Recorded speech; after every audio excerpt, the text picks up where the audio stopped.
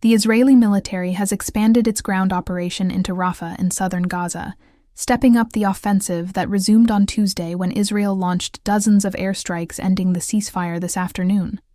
Hamas gave its first military response, firing rockets towards Tel Aviv. Since Tuesday, Israel has introduced this evacuation zone along the perimeter of Gaza, telling people to leave these red zones and to travel west.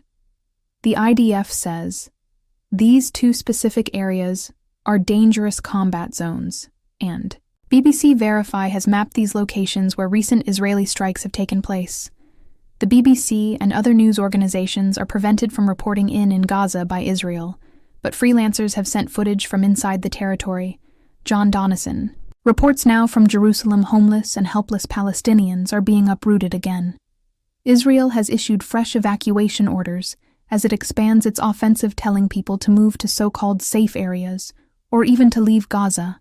How or where to? Nobody knows. Meanwhile, every day they're burying their children. Qassam is carrying his son Omar. He was just 2 years old. He says he went out to buy his boy some sweets. He came back to find he'd been killed in an Israeli strike. Qassam's wife, Safar, takes one last look. They bombed a place near us where he was playing on hill with other kids. They all survived, but Omar was hit with a shrapnel. He was Safar's only child after 7 years of trying for a baby. He's one of almost 600 people to be killed this week, according to the health ministry in Gaza, and in a cemetery with tombstones made of rubble and breeze blocks from destroyed homes. Omar is laid to rest in a shallow grave. The flicker of hope the brief ceasefire offered is now gone. Schools are once again closed. So children are having to teach themselves. Her friends in front of her 13-year-old Judy leads the class. Schools in Gaza have now been shut for almost 16 of the last 18 months. I feel fear and sadness, because there will be bloodshed. Again, there won't be security and safety anymore. When we had the ceasefire, we felt a bit safe. I could go to school, and we were happy for Gazan families.